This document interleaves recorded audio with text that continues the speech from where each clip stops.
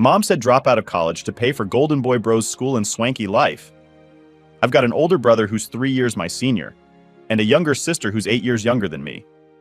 I'm the middle child, and as you might guess, that's come with its fair share of issues. Years ago, when I was gearing up for my 3rd year at university, I approached my mom like any normal day to discuss the tuition fee. I had always been a diligent student, balancing my academics with the expectations at home. But that day, her reaction was anything but normal. Instead of the usual discussion about payment plans and budgets, she got extremely frustrated and snapped at me to take a semester off. This suggestion blindsided me. We ended up in a heated argument where she finally spilled the beans. It turned out they couldn't afford to pay for both my brothers and my tuition anymore. You see, they had planned their finances based on both of us graduating in 4 years. But here's the catch. My brother was supposed to have graduated by the end of my 1st year at university. Instead, he was still floundering in a transitional college, which is usually just a stepping stone of 1 to 2 years. Yet, he had been stuck there for 5 years. I was floored. All my life, I had maintained straight A's, focusing on my studies with the end goal clearly in sight. During our argument, I was so frustrated that I even threatened to drop out completely. To my surprise, this seemed to relieve my mom. She actually wanted me to quit university, get a full-time job, and hand over my earnings to support the entire family. Despite the emotional turmoil, I refused to let my academic goals die. I took out a student loan, secured 3 part-time jobs, and somehow managed to juggle everything. By the time I graduated, in the expected 4 years, mind you, with a double major and an extended minor, I had paid off all my loans. I walked out of university completely debt-free. Throughout this time, I kept my parents in the dark about my financial struggles and achievements, though I suspected they knew more than they let on. I didn't invite them to my graduation. After everything that had happened, I moved out and started fresh. There's a whole backstory about how my parents and brother abused me, but that's too deep and painful to dive into right now. Essentially, there was no real financial hardship causing these decisions. It was a clear choice they made, preferring to allocate my intended funds to support my perpetually struggling brother instead. My brother's academic journey was a chaotic one. He bounced from one college to another for over 10 years, never managing to secure a degree or certificate. Yes, my parents financed this entire endeavor. Meanwhile, my sister faced her own challenges. Initially, she didn't get accepted into any universities, but managed to secure a spot after writing a compelling second-chance essay. However, she dropped out after just a year, unable to cope with the demands. Though she's quite capable, her pride has kept her from pursuing a 2-year degree at a community college, which might have been more her speed. The twist in the story came recently. Out of nowhere, my mom called me, furiously berating me for not inviting them to my graduation, which was 8 or 9 years ago. She screamed about how I was the only one in the family to graduate from university, and called me an asshole for depriving them of the chance to see me walk the stage. I was so taken aback by her outburst. I just held the phone away from my ear as she vented her rage. When she finally ran out of steam, I calmly responded with a lie, just to throw her off and end the conversation. I told her, "I don't know what you're talking about. I dropped out of university and never graduated. I have to go now. Bye." And with that, I hung up. Sitting back and reflecting on this entire journey, it's clear that the path I've taken, while lonely at times, has been necessary for my growth and sanity. It's a saga filled with struggle, perseverance, and ultimately, a kind of bittersweet victory. So am I the a-hole for doing that? Edit 1. Growing up in a typical Asian family, there's this huge emphasis on education. It's like super important. But there's also often this expectation that the oldest son has got to be the star, the pride of the family. That was totally the case in my family. My mom, she really put all her bets on my older brother. She wanted so badly for him to succeed and be that source of family pride, which I get to some extent. It's a cultural thing, really pushing for your kids, especially your first son, to do well. But here's where things get messed up. While she was so focused on him, it felt like she was willing to sacrifice my chances to shine. And that hurt, you know? It felt super unfair, especially because in our culture, having a degree and doing well in school is a big deal. So when it came down to choosing between supporting his education over mine, she picked him, even though he was, to put it mildly, not exactly killing it academically. He kept messing up, bouncing from one college to another, and just not taking it seriously. Meanwhile, there I was, busting my butt day in, day out. I was juggling classes and multiple jobs to pay for my own tuition because my mom had redirected all her financial support to my brother. Every single day, as I worked those long hours after classes, I'd remember the reason why. It fueled this grudge inside me. I was angry and felt sidelined in my own family. And yeah, holding on to that grudge felt petty at times, like maybe I was just being bitter. But at the same time, it felt justified. I was doing everything right, following all the rules I was supposed to, working hard, and still getting the short end of the stick. It just kept piling on, this sense of being unfairly treated, while he just kind of floated through without much care. Getting through university under those conditions was rough. It was more than just the physical tiredness from working and studying. It was emotionally draining, feeling like you're in this alone, without the support you expected from your own family.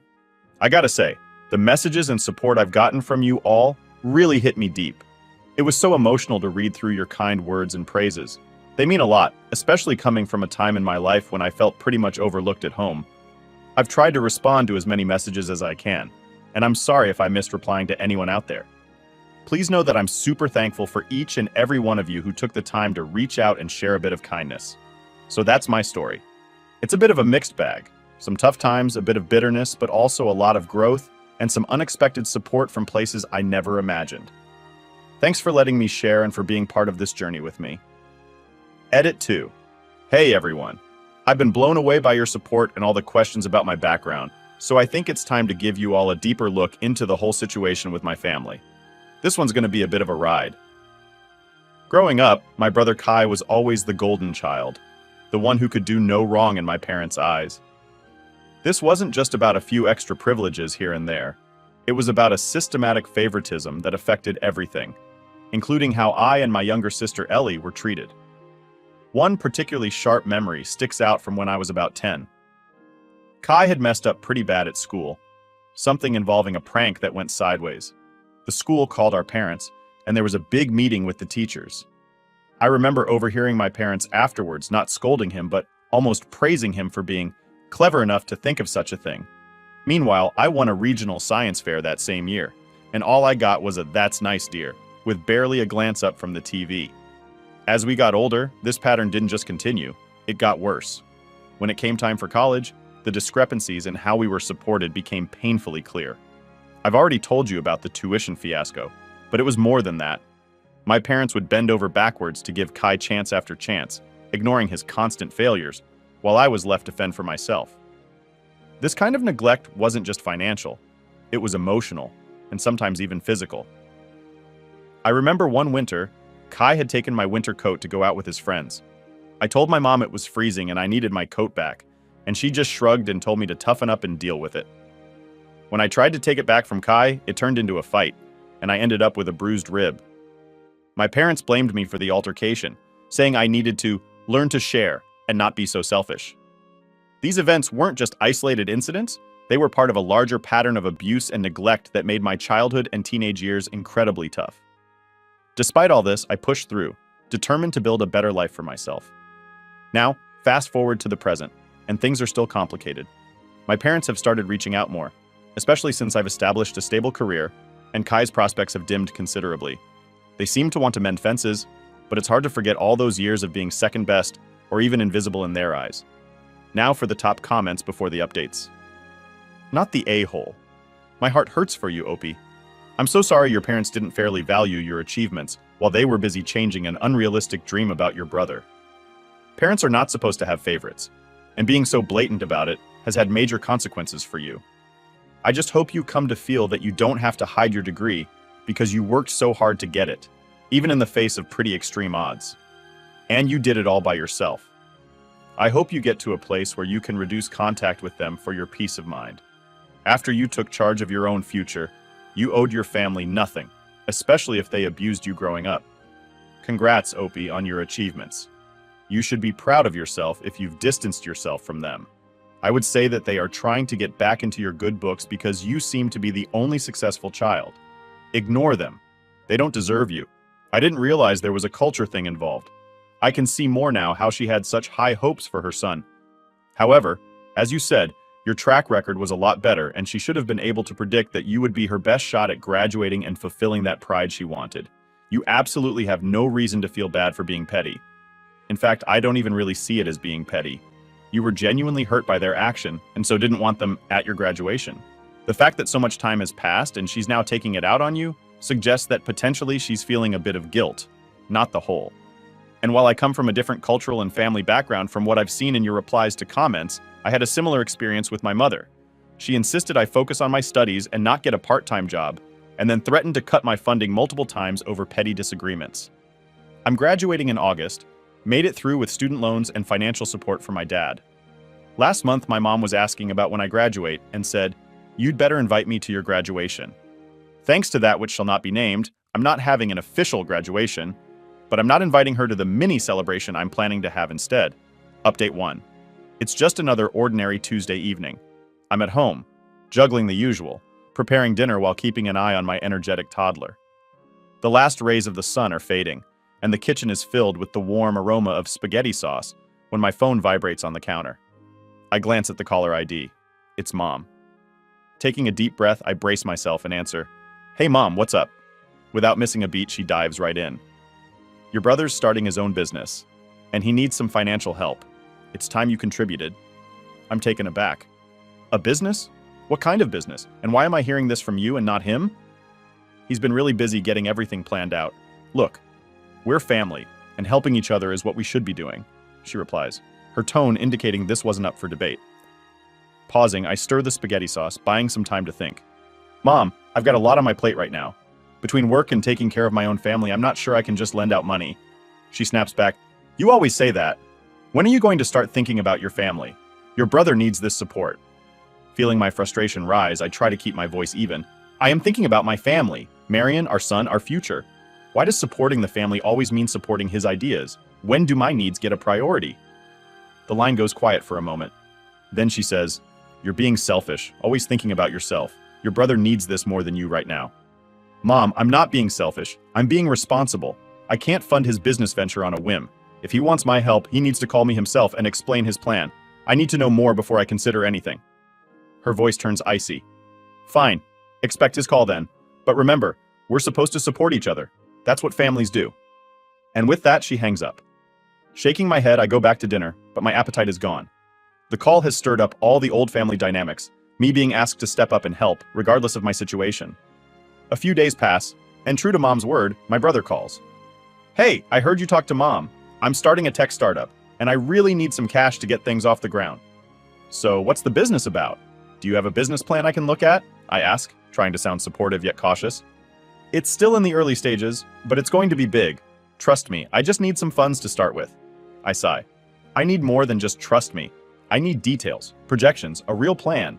You're asking for a significant investment." He gets defensive. "I knew you wouldn't believe in me. Everyone else thinks it's a great idea." "Believing in you isn't the issue," I reply. "It's about being responsible. I have a family to think about. If you send me a detailed plan, I'll consider it, but I can't promise anything." He hangs up, clearly annoyed.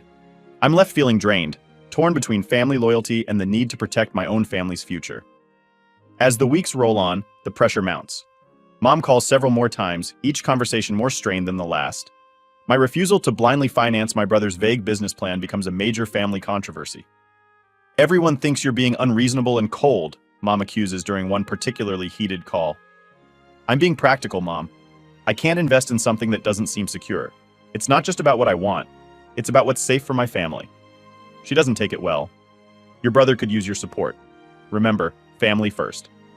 This mantra, family first, has always been skewed in favor of supporting whatever my brother wants. It's a cycle I know all too well. The expectations, the pressures, they're all too familiar, but this time, I'm determined to hold my ground. I eventually sit down and write a lengthy email to my brother, explaining my position and offering to help him in non-financial ways. I suggest resources, offer to review his business plan, and give him advice on securing funding from more appropriate channels. Days turn into weeks, and the tension doesn't ease. Mom's calls become less frequent but more accusatory. I start to wonder if I'm indeed being too harsh, but a chat with Marion reassures me. "You're doing the right thing," she says. "You have to protect our little family too." In the midst of all this, I realize that standing up for my own family's stability might mean challenging the old family dynamics. It's a tough realization, fraught with guilt and conflict, but necessary for our future. The saga continues, filled with emotional negotiations and the balancing act of family loyalties and personal responsibility. Update 2.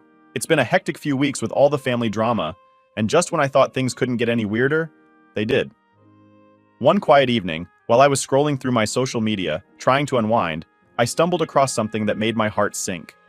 There was a photo of my brother at some fancy club, popping champagne and living it large with his girlfriend.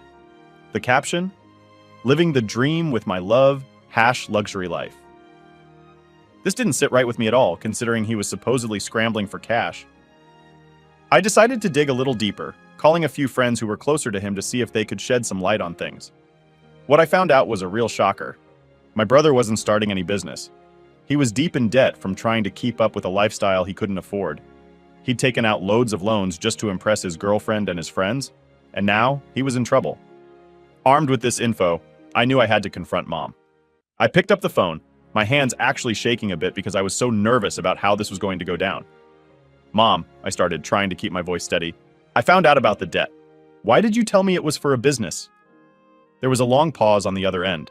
I could almost hear her weighing her words. Finally, she replied, her voice tired and resigned. "Yes, I knew about the loans. But your brother is in a tough spot. His girlfriend will leave him if he doesn't take her on a fancy vacation to Europe. We can't let him lose her too." I couldn't believe what I was hearing. "Mom, you want me to pay for his vacation? To help him keep a girlfriend who only wants him for his money?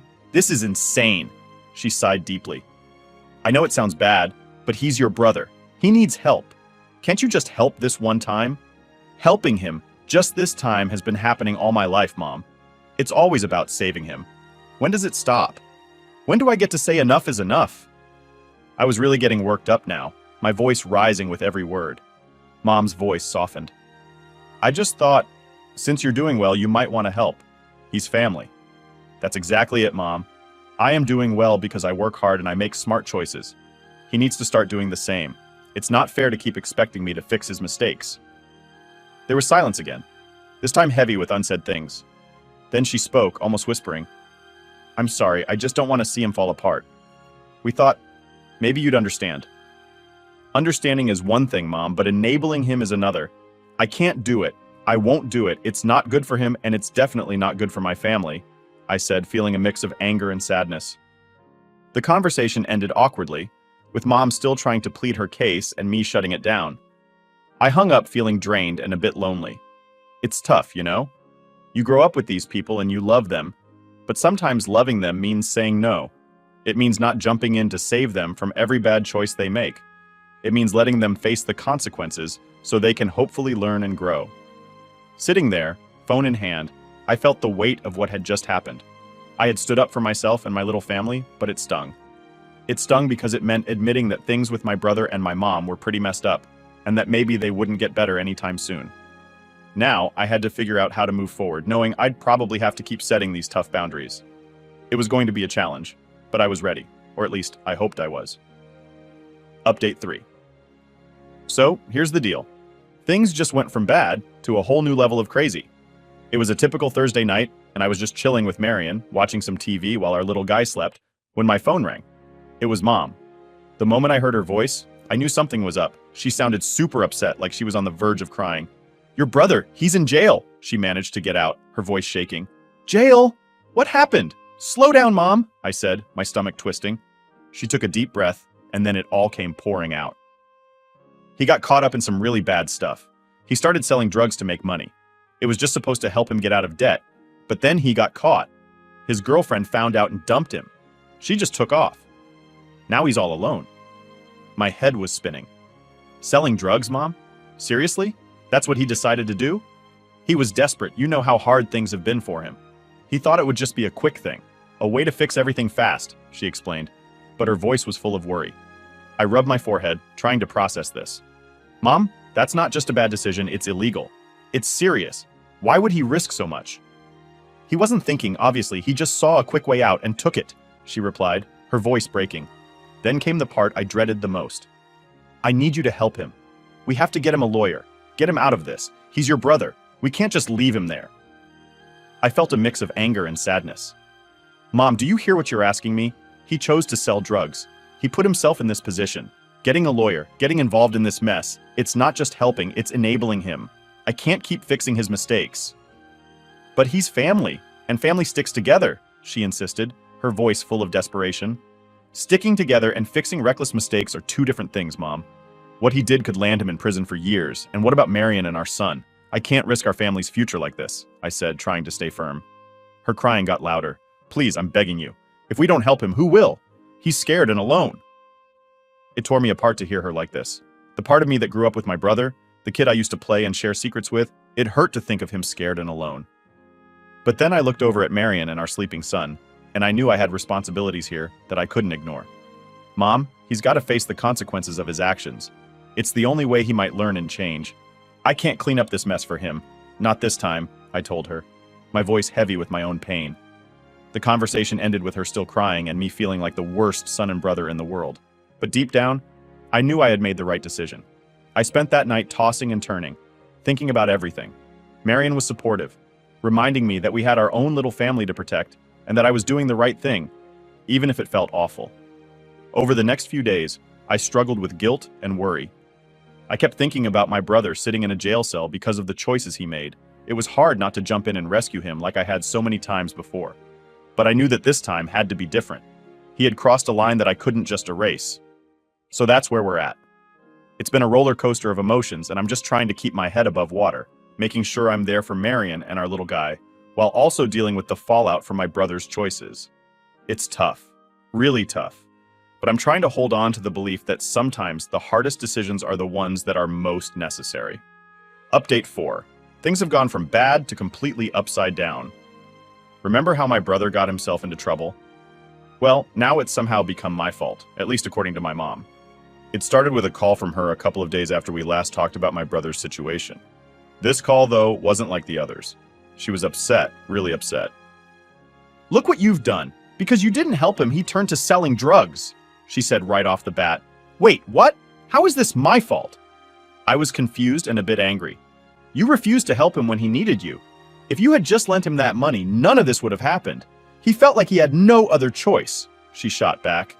I couldn't believe what I was hearing. "Mom, that's not fair. Selling drugs was his choice, not mine. I can't be blamed for his decisions." "Well, you might as well have pushed him into it. You knew he was desperate." Her voice was rising, full of blame. "That's really low, Mom. I've always tried to be there for him within reason. But supporting him financially when he's been irresponsible is something I can't do. I have Marion and our son to think about," I tried to explain, hoping she'd see reason. "Oh, so it's just about your little family now? What about your brother, your own flesh and blood?" There was a bitterness in her tone that I hadn't heard before. Before I could respond, she continued, "And just so you know, I've told everyone about how you refused to help him. They all know what kind of person you are now." "You're telling the whole family?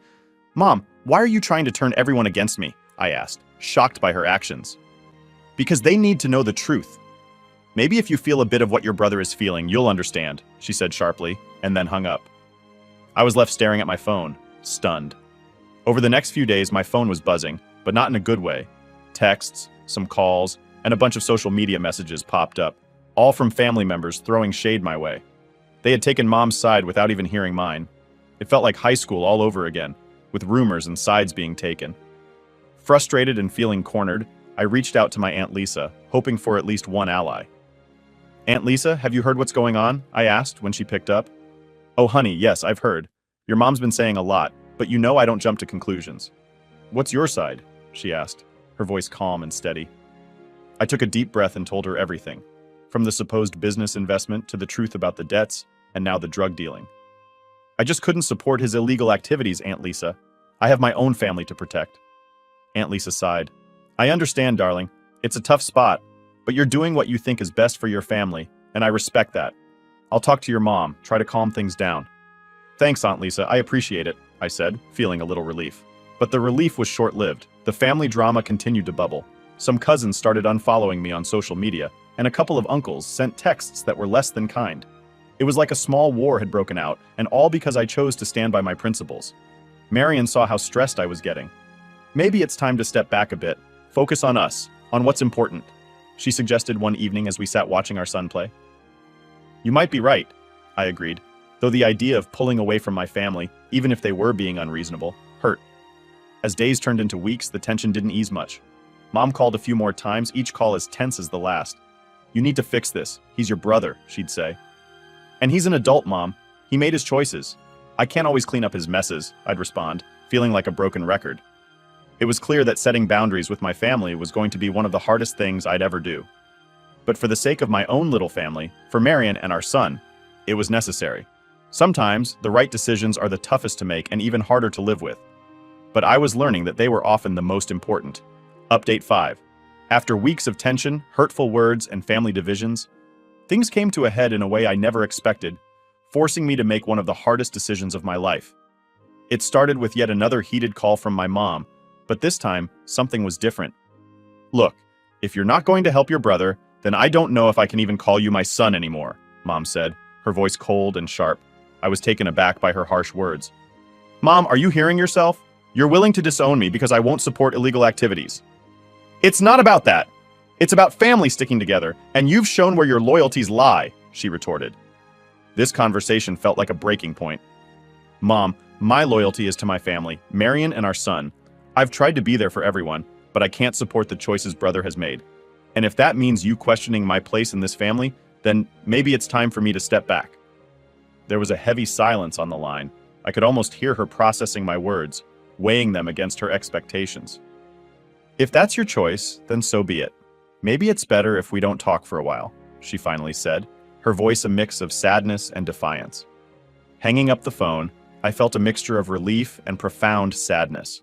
I knew that cutting ties with my mom, even if temporarily, was a significant step. But it was necessary for the health and well-being of my own family. Over the next few days, the reality of the situation began to sink in. I informed Marion about my decision, and she supported me, understanding the gravity of the choice I had made. We discussed how this would affect our son, and agreed that we needed to focus on creating a stable and healthy environment for him, free from the ongoing drama and negativity. I also reached out to a few close family members, like Aunt Lisa, explaining my decision. While some understood, others were more hesitant, stuck in the middle of the family conflict. "Are you sure about this? Cutting ties with your mom is a big deal," Aunt Lisa cautioned over the phone.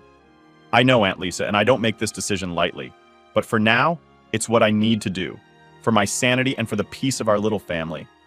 I hope with time, things might change, and we can find a way to reconnect on healthier terms," I explained, my voice steady but full of emotion.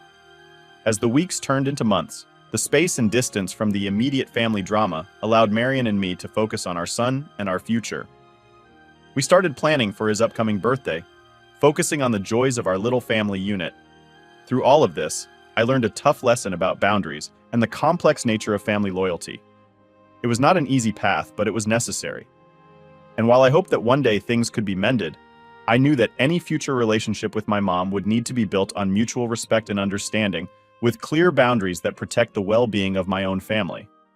So that's where I'm at now. It's not the easiest of times, but sometimes, the right decisions are the toughest ones to make. Here's hoping for a future where things can be a little brighter, and family ties can be healed in a way that's healthy and positive for everyone involved.